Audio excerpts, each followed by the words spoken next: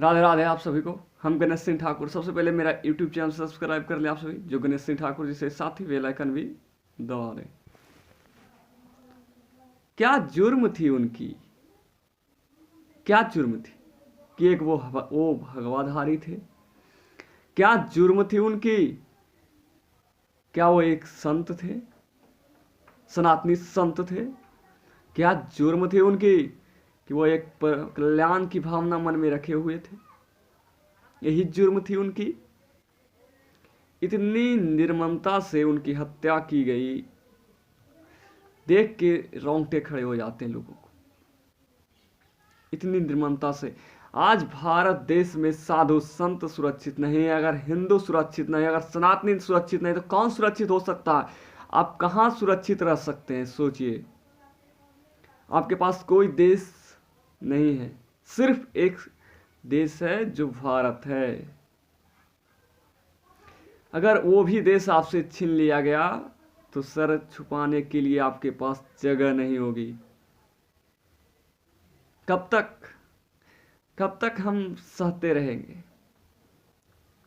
कब तक हम कुछ नहीं कर सकते? समझना है आपको।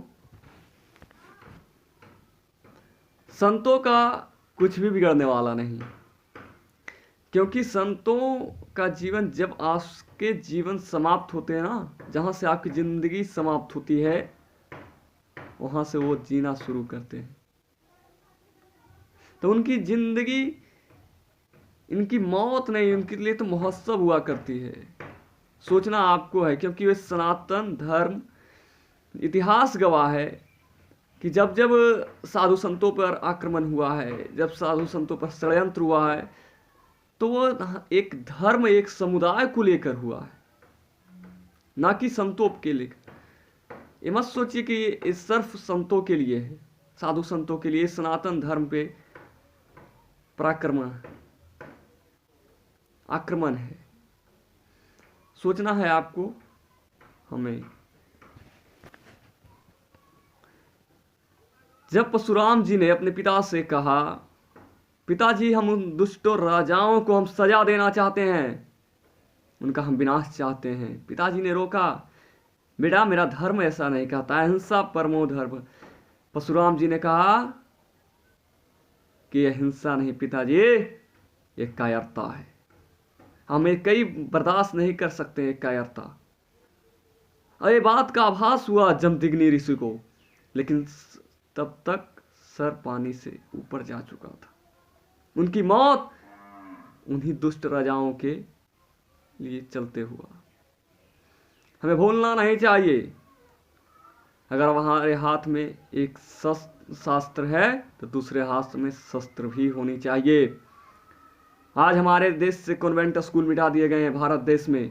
क्यों मिटा? आज हमारे देश में गुरुकुल की पद्धतियां मिटा दी गई। क्यों मिटा दी गई? क्योंकि शास्त्र के साथ साथ हमें शस्त्र की भी शिक्षा दी जाती थी। आज इस षड्यंत्र के तहत हमारे हाथ से शस्त्र छीन लिए गए, सिर्फ 2-4 बुक पकड़वा दिए गए हमें। अगर उन साधु संतों के पास भी हथियार होते, शस्त्र होते, अगर 18 दो संत थे, अगर 18 व्यक्ति को मारते तो 118 व्यक्ति ऐसे ही भाग जाते। लेकिन ये कहाँ?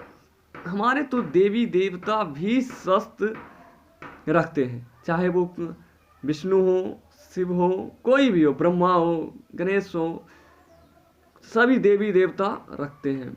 इसीलिए साधु संतों को भी चाहिए कि सब अपने अपने पास एक एक हथियार जरूर रखे, लाइसेंसी हथियार रखे, जो समय आने पर उसे यूज भी कर सके अपनी जान बचाने के लिए। और सरकार को भी चाहिए कि इन्हें प्रोवाइड करे ऐसे हथियार को। हम आपको बता देना चाहते हैं, हमारी जैसे ही लॉकडाउन समाप्त हो रही है, वैसे ही हमारे विश्व सनातन एकता मिशन, हमारी ट्रस्ट चालू होने वाली है। आप जितना ज़्यादा हो सके जुड़े इससे। उस ट्रस्ट में आपको अष्टांग की शिक्षा दी जाएगी, शस्त्र चलाने की शिक्षा दी जाएगी। हमें डर है कहीं आपके जागने से पहले आपके सिर धड़ से अलग ना हो जाए, इसलिए आप सभी जाग जाएं। हमारा तो इतिहास ही पुराना है, हम उसी परशुराम वंश के हैं जिन्होंने 21 बार क्षत्रिय विनाश किया था, दुष्ट राजाओं का विनाश किया था। हम 121 बार ऐसे दुष्टों को विनाश करने से जरा सा भी नहीं हिचकेंगे, ये याद रखना। आज हमारा हिंदुत्व खतरे में है। आज सब साधु संतों से एक साथ